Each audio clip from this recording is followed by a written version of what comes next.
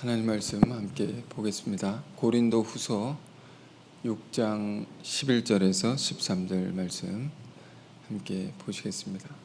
고린도 후서 6장 11절에서 13절 말씀, 세 구절의 말씀인데 저와 여러분 함께 읽어보겠습니다.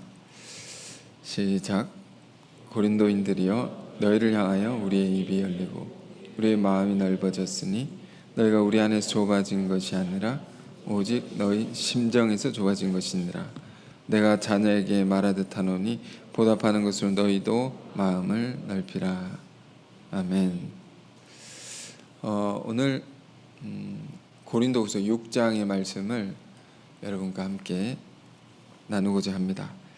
고린도 도시에 있는 교회죠. 교회에 있는 교우들을 향해서 사도 바울이 두 번째로 보낸 편지의 내용이 본문에 기록되어 있습니다. 이 편지를 우리가 전서 후서가 있는데 쭉 읽어보면 이 교회가 어떤 교회였는지, 교회였는지를 우리가 잘 알 수가 있습니다.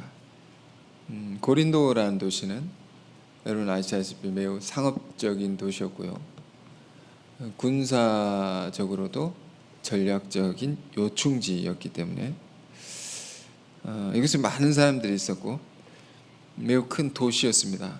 그 도시 속에 예수를 믿는 사람들의 모습이라는 것이 어떠했는가, 우리 편지의 내용을 통해서 이제 생각해 볼 수가 있죠. 사실 많은 문제들이 있었다는 것을 우리가 알 수가 있습니다. 교회는 여러분 어떤 곳입니까? 교회는 의인들의 공동체가 아닙니다. 죄인들의 공동체라는 것을 우리는 기억해야 됩니다. 우리 자신을 보더라도 부족함이 있고 다 연약함이 있는 것이죠. 그런 사람들이 모여서 주님의 은혜로 용서를 받고 깨끗함을 받고 주님의 말씀을 따라서 살아가고자 하는 사람들이 모여 있는 곳이 교회다 하는 것입니다. 그러면서 교회가 또 우리 신앙도 마찬가지죠. 우리 신앙이, 교회가 문제가 있다는 것이 사실은 문제가 아닙니다. 중요한 것은 그 문제를 어떻게 이해하고 해결해 나갈 것인가, 주님의 말씀을 통해서 어떻게 이 문제를 해결해 나갈 것인가가 중요한 것입니다. 우리 신앙도 우리가 온전한 사람이 없듯이 우리 안에 문제가 있다면 이걸 어떻게 해결해 나갈 것인가, 말씀으로 돌아가서 말씀이 가르치는 바를 따라서 그것을 해결해 나가는 우리가 되어야 할 것입니다. 그래서 사도 바울은 고린도 교우들에게 문제를 풀어나가는 그 방법을, 또 가르침을 주는 것인데요, 오늘 말씀의 제목은 너희도 마음을 넓히라 입니다. 본문을 읽었다시피 고린도 교우들은 마음이 좁아져 있습니다. 왜 좁아졌을까요? 여러 상황들이 있을 것입니다. 상황적으로, 환경적으로 그럴 만한 것이 있었을 것입니다. 그런데 바울은 뭐라고 말합니까? 그것은 상황의 문제라기보다 너희 마음에서 좁아진 것이다. 이건 마음의 문제라는 것입니다. 상황이라는 것은 언제나 좋을 수도 있고 나쁠 수도 있습니다. 중요한 것은 우리의 마음의 문제다. 그 마음의 문제라는 게 또 뭘까요? 우리가 이제 6장의 말씀을 이따가 볼 텐데 1절부터 쭉 읽어보시면 이건 다른 말로 보면 시각의 문제입니다. 고린도 교우들 안에 예수를 믿는 사람으로서 볼 수 있어야 되는 것을 보지 못하는 것이 있는 겁니다. 사도 바울은 교우들의 그 눈이 뜨여지기를 바란다는 것입니다. 우리가 신앙을 한다는 것은 무엇을 의미합니까? 세상 사람들이 보지 못하는 것을 보는 것입니다. 듣지 못하는 것을 듣는 것입니다. 구약의 많은 예언자들이 그러므로 이런 예언을 했습니다. 눈이 있어도 보지 못하며 귀가 있어도 듣지 못하는 자들아. 그러니까 이것은 우리가 봐야 될 것을 보지 못하는 책망입니다. 그러니까 우리가 예수를 믿는다는 것은 전혀 새로운 눈을 가지는 것을 의미하는데요. 우리가 십자가 사건에 대해서도 그래서 세상 사람들이 보면 이것은 갈릴리 한 청년 예수라는 사람이 비참하게 처형을 당한 사건으로만 기억할 뿐입니다. 예수라는 사람이 그렇게 죽었다 말이에요. 안타까운 죽음을 맞이했다. 가장 잔인하고 비참한 죽음이죠. 근데 우리 믿는 자들에게 있어서 그 죽음은 어떤 의미가 있습니까? 의미가 있는 것이죠. 단순한 죽음이 아니고 우리 죄를 대신 지고 죽으신 희생이었고 이 땅에 가장 위대한 사랑을 나타내 보이셨다라는 그것을 볼 수 있는 눈이 우리에게는 있는 것이죠. 본문의 바울은 고린도 교우들에게, 교우들이니까 그리스도인들은 예수를 믿는 사람들입니다. 이미 그들에게 이러한 세계를, 닫혀진 그러한 세계를 다시 열어주는 그런 권면을 지금 주고 있는 것입니다. 그래서 6장 1절부터 쭉 볼 텐데요.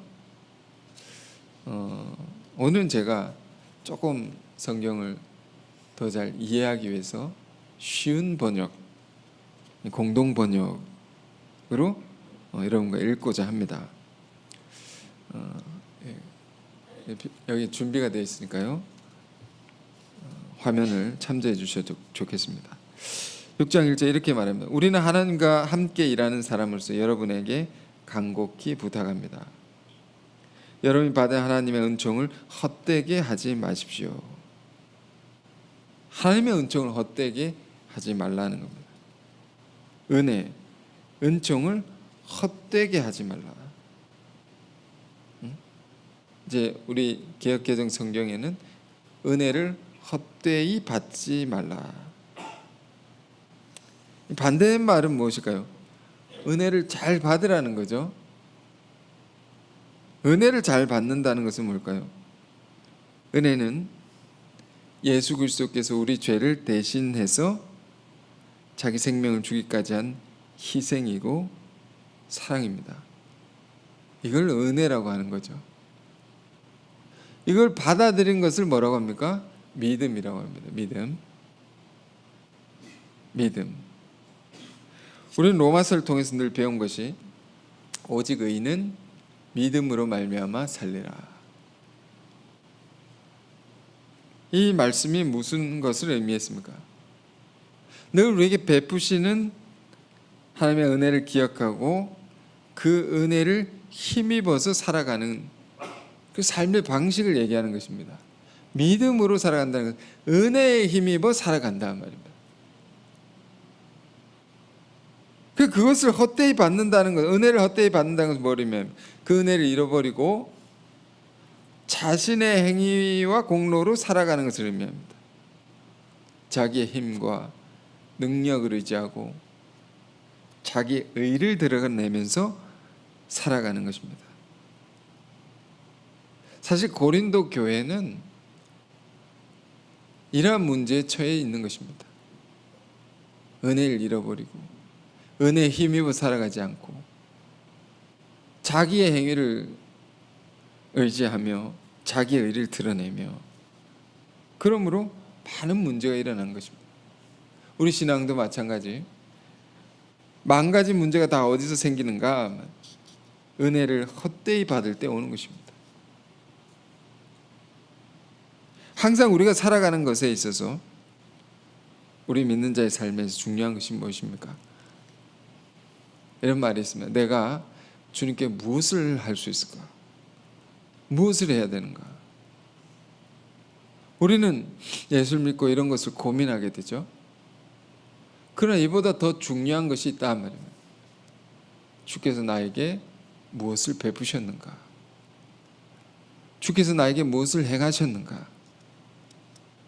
그 은혜가 무엇인지를 생각하는 것입니다. 그래서 바울은 6장의 시작서부터 그것을 얘기를 하는 겁니다. 은혜를 헛되이 받지 말라. 그 은혜를 생각하라. 그러면서 이전에 이렇게 말합니다. 하나님께서는 너에게 자비를 베풀 만한 때에 내 말을 들어주었고 너를 구원해야 할 날에 너를 도와주었다 하고 말씀하셨습니다.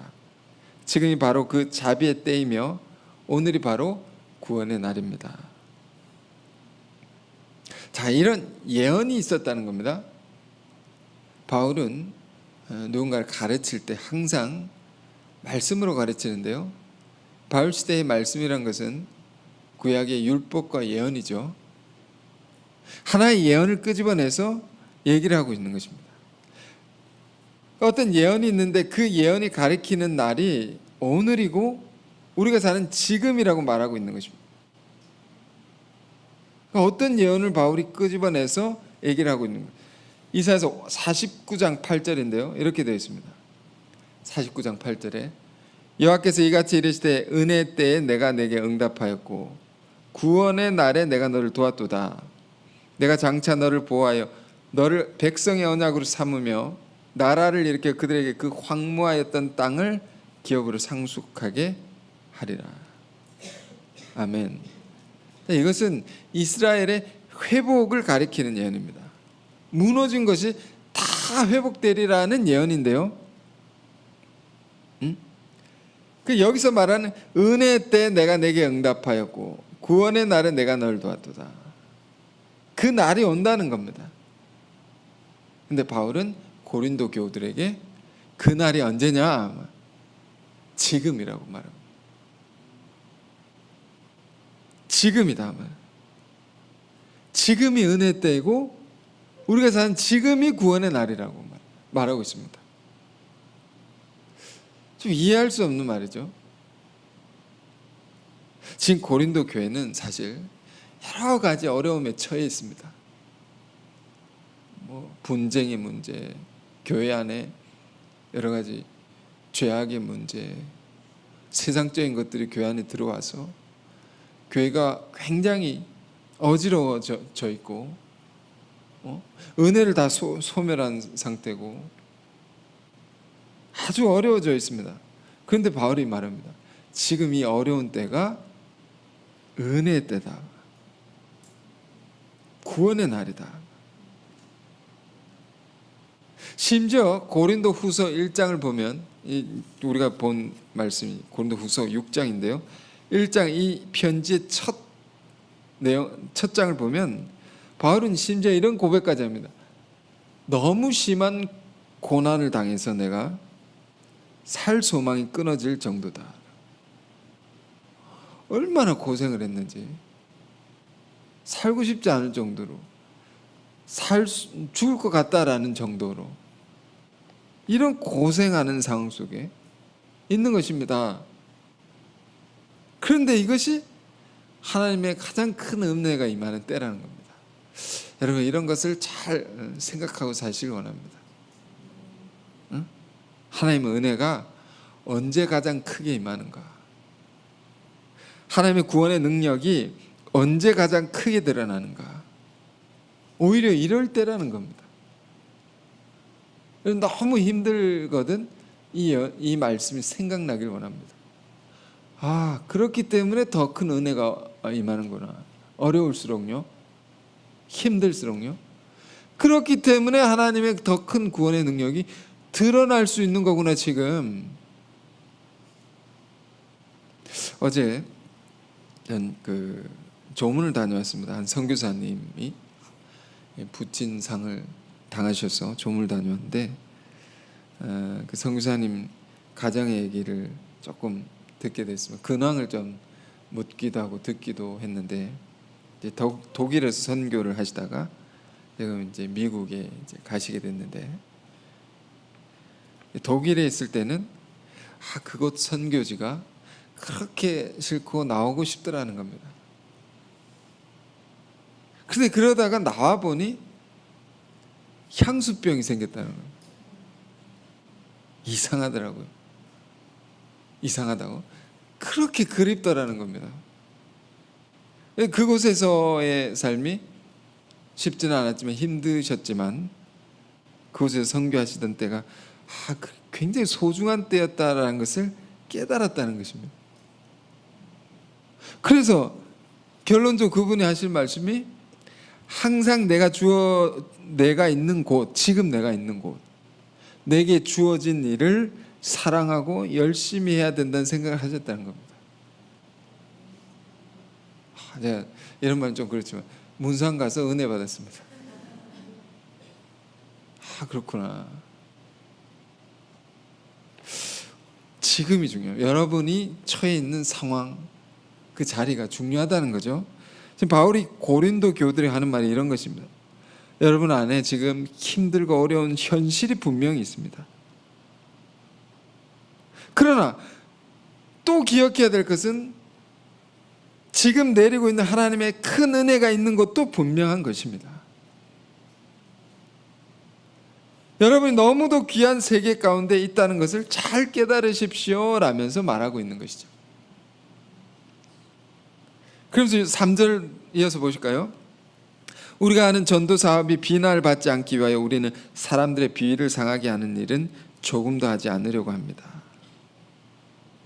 근데 복음을 전하는데 장애가 되지 않도록, 걸림이 되지 않도록 내가 하려고 합니다. 그 뭘 하느냐? 뒤에 보면 계속 고생하는 얘기입니다. 좀 보실까요? 4절 5절 이어서 보겠습니다. 우리는 무슨 일에나 하나님의 일꾼으로서 일할 따름입니다. 그래서 우리는 환난과 궁핍과 역경도 잘 참아냈고, 매질과 옥살이와 폭동을 잘 겪어냈으며, 심한 노동을 하고 잠을 못 자고 굶주리면서도 그 고통을 잘 견디어 냈습니다. 고생한 얘기를 하는 거죠. 우리 교회의 이제 신앙의 선배분들은 늘 이런 말씀을 고생하시면서 묵상을 했습니다. 바울은 고린도 후서 11장에 더 많은 고생의 이야기를 기록해 놨습니다. 자세하게 기록해 놨습니다. 이 본문보다 더 자세하게. 바울이 어떤 상황에서 복음을 전하고 어떤 일을 겪으면서 주님을 섬겼는지 다 기록해 놨습니다. 다는 기록해 놓지 못했겠죠. 많이 기록해 놨습니다. 그야말로 생고생을 수도 없이 하며 살았던 것입니다. 그런데 바울의 고백은 어떤 것입니까? 크게 주님을 위한 것이었기 때문에, 복음을 위한 것이었기 때문에 너무도 아름다운 스토리로 남아진 것이고, 너무도 큰 은혜였다라는 것을 말하고 있는 것입니다. 여러분, 오늘 이 말씀 속에 이런 세계를 잘 깨닫길 원합니다. 고생하는 그것이 큰 은혜다. 이것이 남아진다 말입니다. 아이를 낳을 때도, 엄마가 아이를 낳을 때도 힘들게 낳은 아이는 더 사랑하게 된다고 합니다. 고통 중에 낳은 아들, 야베스라는 이름이 있지 않습니까? 이름의 뜻이 고통입니다. 고난. 근데 그 사람이 귀하게 남아졌어. 응?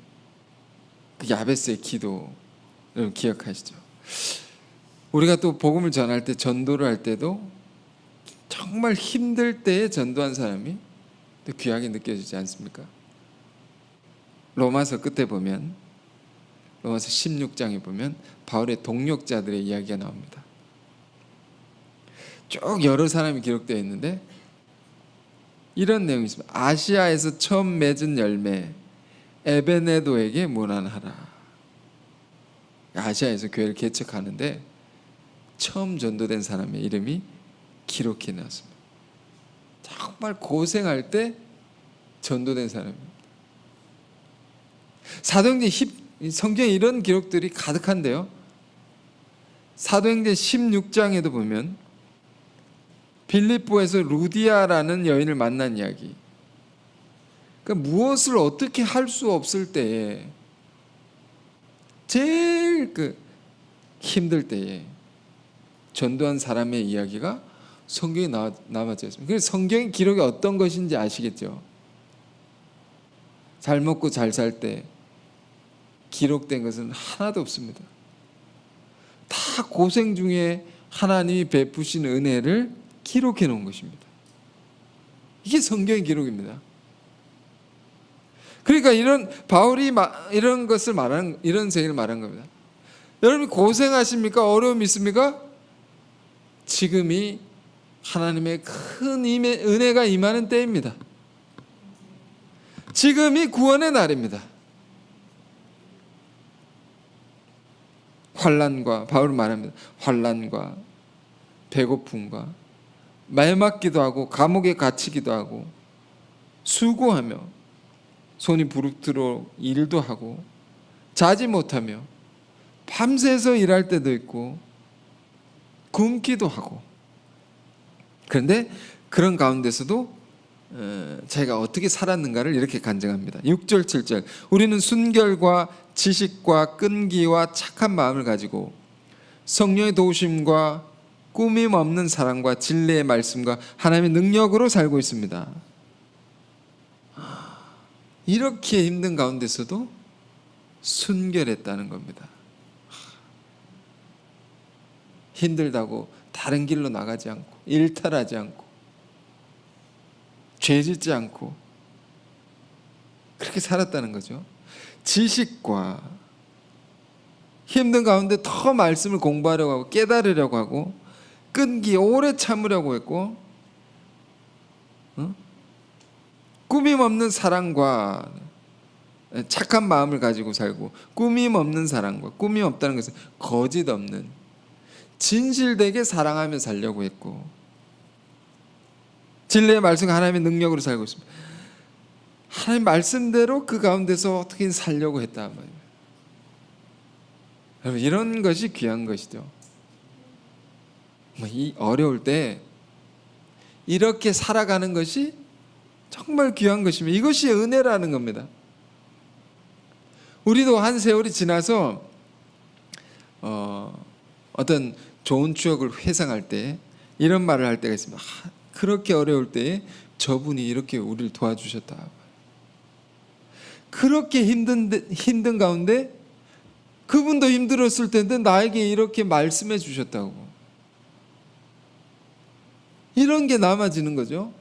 이런 게 은혜로운 거죠. 은혜죠, 은혜. 바울이 이런 간증을 하고 있는 것입니다. 그러면서 8절 보겠습니다. 영광을 받거나 수치를 당하거나 비난을 받거나 칭찬을 받거나 언제든지 하나님의 일꾼답게 살아갑니다.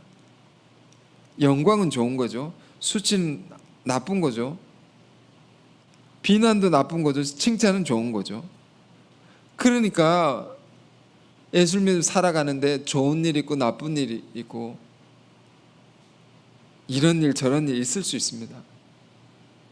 그런데 겉으로는 그런 것을 경험하는데 그 속에는 흔들리지 않는 것을 갖고 살아나간단 말이에요. 이 진짜 그리스도인입니다. 오늘 목사님께서 식당에 식사를 하는데 한 그림을 보신 것을 얘기해 주셨습니다. 매우 특이한 그림이었는데 깊이 생각하게 하는 그런 그림이었다고. 우리 예수를 믿지만 하여튼 부처님 그림입니다. 네, 좀 비난하지 마십시오. 좋은 것을 말씀드리려고 합니다. 부처님이 이제 그림상에 오물을 뒤집어 쓰고 있더라고. 명상을 하는데 오물을 뒤집어 쓰고 명상을 하더라고. 오물이 뭡니까? 더러운 거죠. 겉은 더러운데 어떤 면에 수모를 당한 그런 그림일 수 있습니다. 근데 그 내면은 아주 깊고 숭고한 세계를 찾아가는 것입니다. 이 진짜 그리스도인이 이렇게 사는 거죠.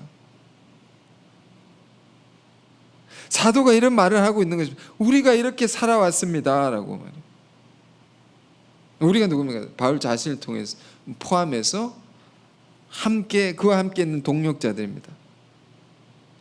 지금 고린도 교우들에게 우리는 이렇게 살았습니다. 여러분도 이렇게 살기를 원합니다 라는 거죠. 그래서 우리는 속인 자 같으나 진실하고, 겉으로 볼 때 속이는 자 같다.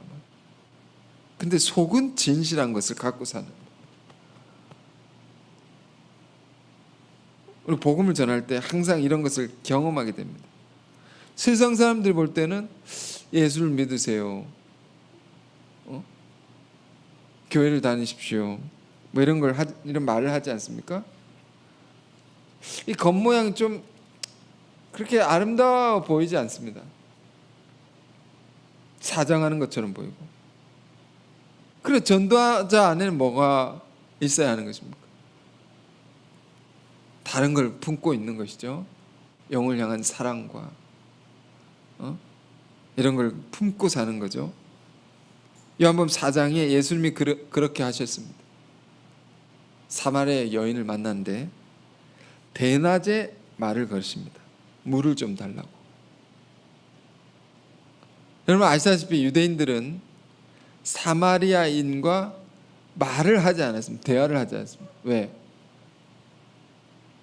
저 종족들, 저 사람들은 섞여진 사람들이다.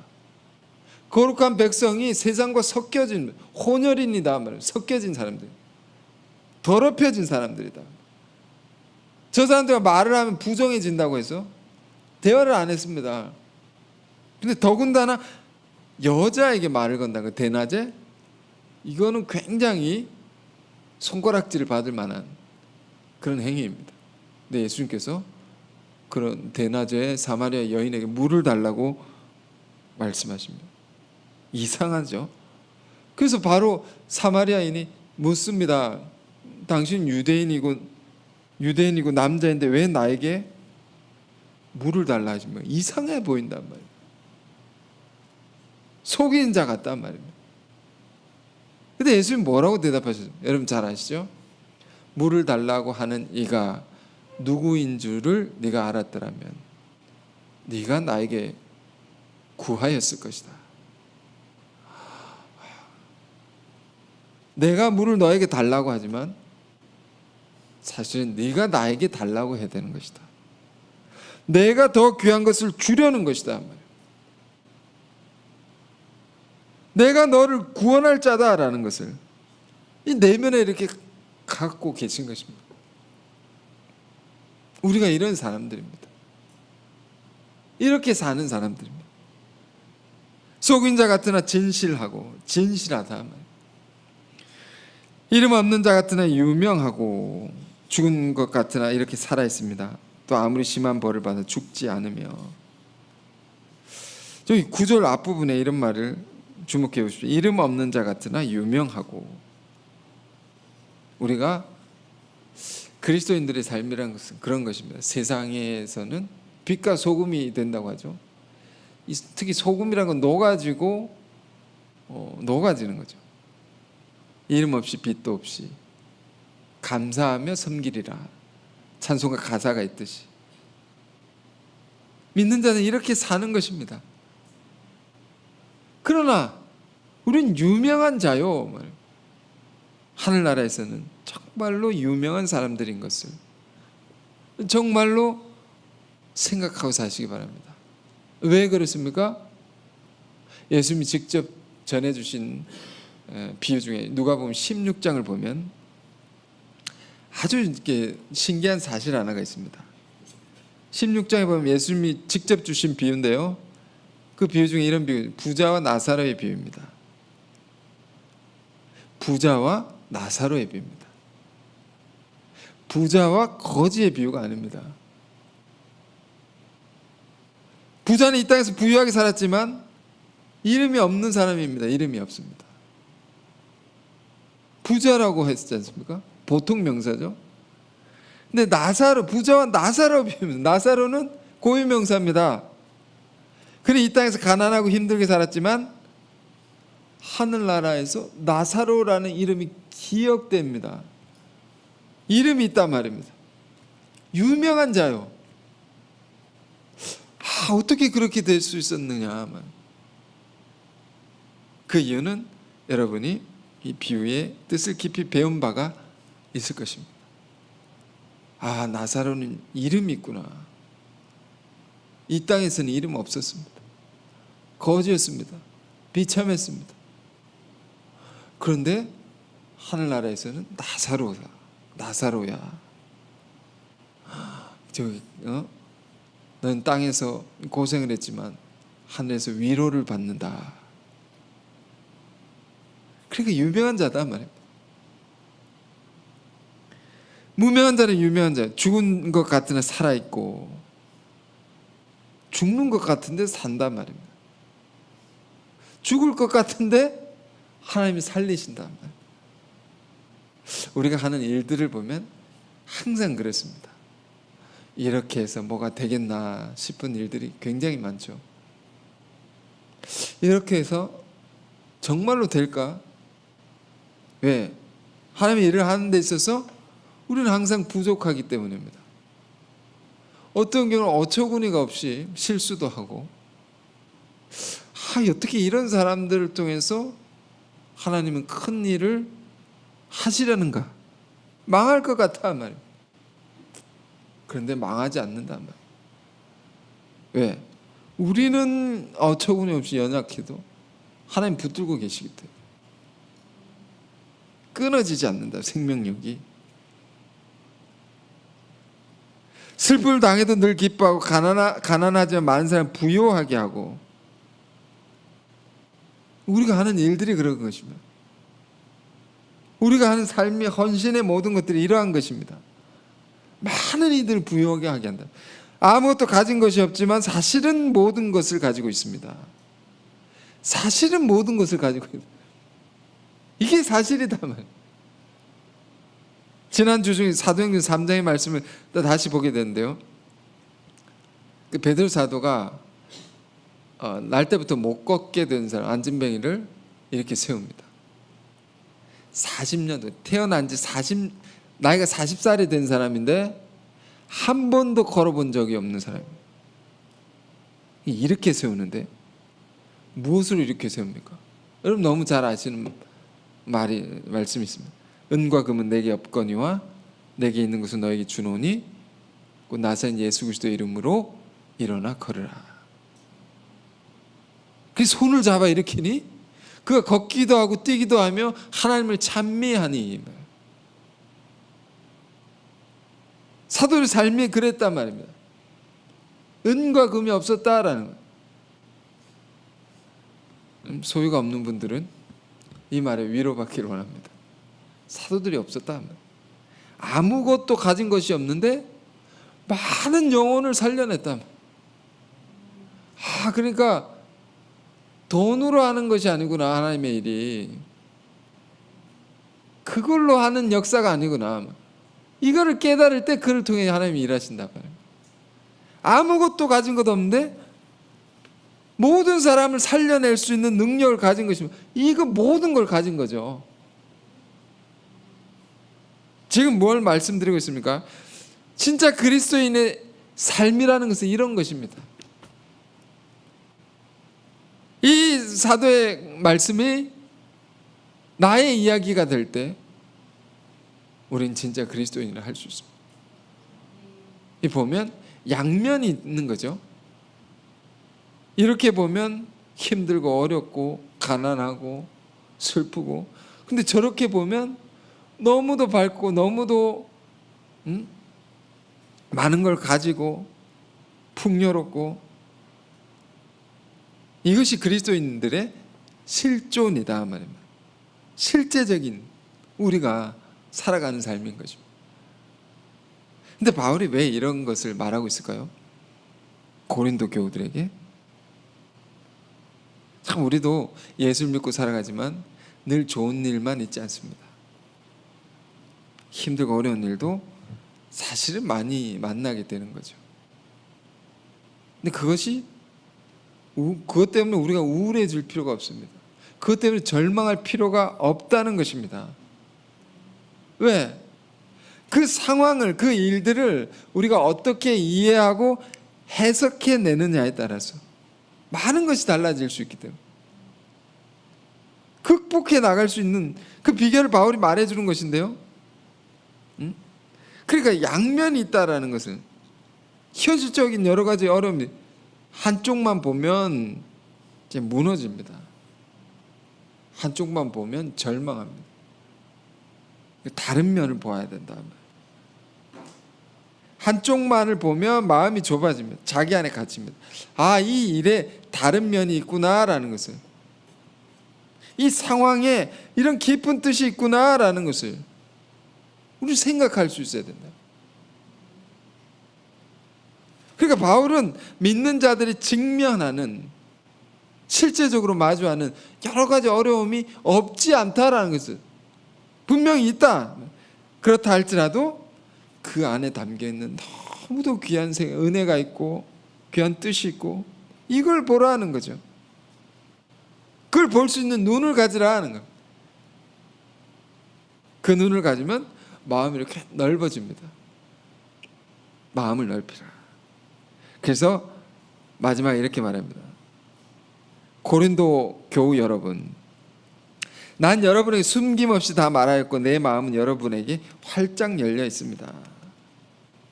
자, 말을 할 때 우리가 이래야 됩니다. 숨김없이 말하라. 음흉하게 자꾸 가리고 있지 말고 사람이 이제 밝아야 됩니다. 숨김없이 말하고 또 마음이 열려, 오픈 마인드, 생각과 마음이 여러분 시원해지길 원합니다. 그러자면 우리가 어떻게 해야 됩니까? 오늘 이 말씀을 통해서 두 가지를 말씀드립니다. 하나는 서두의 말씀, 은혜를 헛되이 받지 말라. 지금 우리 삶 가운데 베풀고 계신 은혜를 알고 은혜에 힘입어 살고자 하면 이 마음이 이렇게 넓어집니다. 생각이 시원해집니다. 그래, 내가 하면 이렇게 망하고 안 되고 힘든 거지. 주님의 은혜에 힘입으면 다 이루어질 수 있고 다 되는 거지. 시원해집니다. 막. 그 은혜를 헛되이 받지 말라. 둘째는 다른 면을 보려고 해라. 아무리 힘든 일이 있어도 그게 다가 아니라는 것입니다. 그 다라고 생각하면 비관할 수밖에 없는, 모든 것들이 주 안에서는 유익한 것이 있는 거고 깊은 뜻이 있는 거고 그걸 통해서 하나님 더 큰 일을 준비하고 계실 수 있는 것이고. 자, 다른 면을 보라. 그러면서 12절 이렇게 말합니다. 여러분을 대하는 우리의 마음이 옹색한 것이 아니라 여러분이 자기 마음을 스스로 옹색하게 만들었습니다. 그러니까 다 우리 마음 안의 문제입니다. 스스로가 자기 마음을 옹색하게 만든다. 스스로에게 갇혀 있다는 겁니다. 상황의 문제가 아니라는 거예요. 자기 스스로의 마음의 문제예요. 늘 그런 말을 듣지 않습니까? 컵에 물이 반이 있을 때 어떤 사람은 물이 반이나 차 있군요. 열린 사람입니다. 다른 사람은 물이 반밖에 없네. 닫힌 사람입니다. 옹색한 사람입니다. 생각이 여러분은 어떤 사람입니까? 바울은 말합니다. 나는 여러분을 내 자녀처럼 생각하고 말합니다. 여러분도 우리와 같이 마음을 활짝 여십시오. 부모가 자녀를 타이르듯이 권면하듯이 사랑을 가지고 말한다는 겁니다. 여러분도 마음을 활짝 여십시오. 여러분, 상반기가 지나고 하반기 우리가 살아가고 있는데요. 여러 가지 여러분 삶에 어려움이 있습니까? 괴로운 일이 있습니까? 그것에만 갇히지 않기를 원합니다. 그 일로 우리의 마음이 옹색해지지 않기를 원합니다. 다른 면이 있구나, 다른 뜻이 있구나, 그곳에 임하는 하나님의 은혜가 있구나, 이것을 통해서 하나님이 이루실 밝은 미래가 있구나, 이걸 볼 수 있는 눈을 갖기를 바랍니다. 끝으로 어느 유명한 기업인이 남긴 말을 여러분과 나누고자 합니다. 세상은 넓고 할 일은 많다. 하나님께서 저와 여러분을 통해서 하실 일이 너무도 많습니다. 마음을 넓히시고 눈을 들어 사면을 보시고 믿음으로 살아가는 저와 여러분 되시길 바랍니다. 기도하겠습니다.